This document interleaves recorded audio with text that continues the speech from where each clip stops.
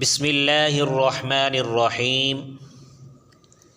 اللہ تعالیٰ کا جو بندہ اس دنیا سے رخصت ہو کر موت کے راستے دار آخرت کی طرف جاتا ہے، اسلامی شرعیت نے اس کو اعزاز و اکرام کے ساتھ رخصت کرنے کا ایک خاص طریقہ مقرر کیا ہے، جو نہایت ہی پاکیزہ، انتہائی خدا پر پرستانہ اور نہایت ہمدردانہ اور شریفانہ طریقہ ہے۔ حکم یہ ہے کہ پہلے میت کو ٹھیک اس طرح غسل دیا جائے جس طرح کوئی زندہ آدمی پاکی اور پاکیزگی حاصل کرنے کے لیے نہاتا ہے، غسل کرتا ہے۔ اس غسل میں پاکی اور صفائی حاصل کرنے کے علاوہ غسل کے آداب کا پورا لحاظ رکھا جائے۔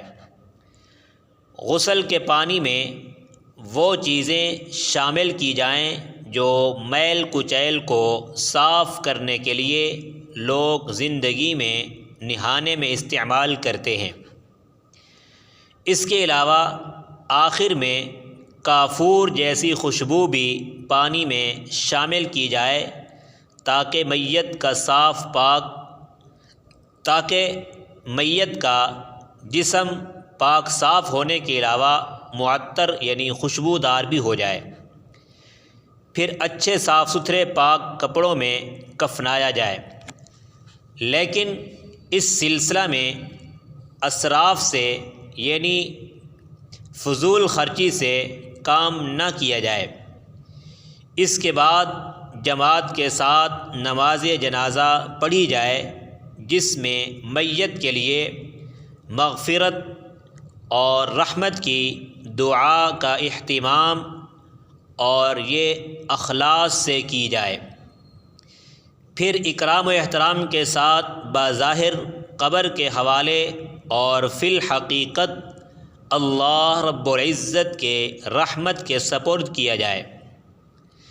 زمین کی گود میں دے دیا جائے جس کے اجزاء سے اس کا جسم بنا اور پلا تھا، اور جو ایک طرح سے گویا اس کی ماں تھی۔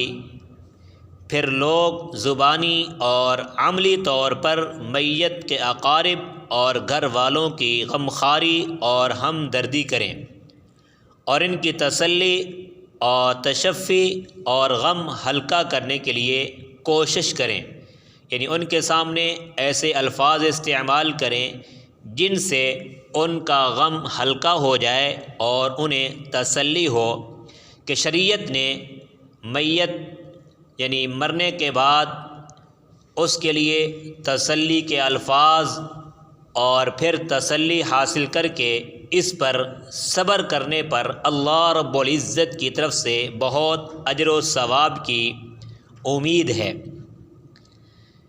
اس سلسلہ میں چند مسائل کا ذکر کرنا بھی ضروری ہے۔ مردے کو غسل دینے سے غرض اس کی نظافت اور اظہار حرمت وغیرہ ہے۔ مردے کو غسل اس غرض سے اور اس نیت سے دیا جاتا ہے تاکہ وہ پاک صاف ہو جائے اور اس سے اس کی حرمت، اس کا احترام باقی رہے، اس لیے اس کو غسل دیا جاتا ہے۔ میت کو غسل دینے کی اصل یہ ہے کہ فرشتوں نے حضرت آدم علیہ السلام کو غسل دیا تھا اور آپ کو کہا تھا کہ تمہارے مردوں کے لیے یہی طریقہ ہے۔ میت کو غسل دینا مسلمانوں پر فرض کفایہ ہے، یعنی اگر کچھ لوگوں نے اس کے غسل فریضے کو انجام دے لیا تو دوسرے مسلمان اس سے بری الذمہ ہو جائیں گے۔ اگر کوئی مردہ بے غسل دیے دفن کر دیا گیا، تمام مسلمان جن کو اس کی خبر ہوگی سب کے سب گنہگار ہوں گے۔ اگر میت کو بغیر غسل کے قبر میں رکھ دیا گیا ہو مگر ابھی تک مٹی نہ ڈالی گئی ہو تو اس کو قبر سے نکال کر غسل دینا ضروری ہے۔ ہاں اگر مٹی ڈال چکے ہیں تو پھر نہ نکالنا چاہیے۔ اب غسل کی شرعی حیثیت کیا ہے؟ شریعت میں مردے کو غسل دینے کی کیا حیثیت ہے؟ اس بارے میں مسئلہ یہ ہے کہ مردے کو غسل دینا زندہ لوگوں پر فرض کفایہ ہے، یعنی اگر کچھ لوگوں نے اس فریضہ کو انجام دے دیا تو دوسرے اشخاص، دوسرے لوگ اس سے بری الذمہ ہو جائیں گے۔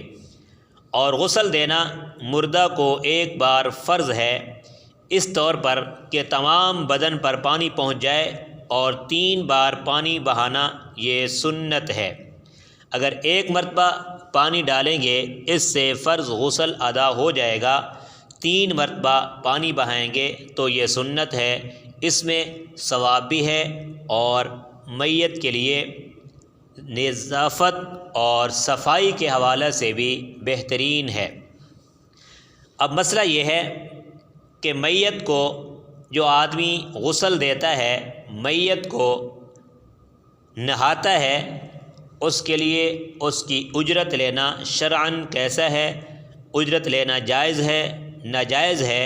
اس بارے میں مسئلہ یہ ہے کہ میت کو غسل دینے کی اجرت جائز نہیں ہے، اس لیے کہ میت کو غسل دینا اللہ تعالیٰ کی طرف سے فرض ہے، پھر اس پر اجرت کیسی؟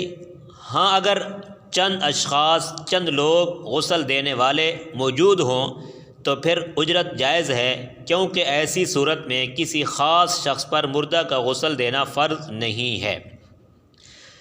اسی طرح ایک مسئلہ یہ بھی ہے، اگر سوائے ایک شخص کے دوسرا کوئی بھی نہلانے والا نہ ہو تو اس کو اجرت لینا جائز نہیں ہے، اس لیے کہ اس پر نہلانا میت کا فرض عین ہے، اور اگر دوسرے بھی نہلانے والے ہوں تو اجرت جائز ہے، مگر یہ فریضہ میت کے رشتہ داروں کو خود ادا کرنا چاہیے۔ اپنے عزیز کو خود غسل نہ دینا اور دوسروں کے سپرد کرنا یہ انتہائی بے مروتی ہے کہ اپنے مردے کو دوسرے سے غسل دلوانا یہ بے مروتی ہے، لہٰذا مسئلہ یہی ہے کہ اپنے مردہ کو خود ہی غسل دیا جائے۔ تو یہ چند مسائل تھے مردہ کے غسل کے حوالہ سے جو آپ کے گوش گزار کر دیے ہیں۔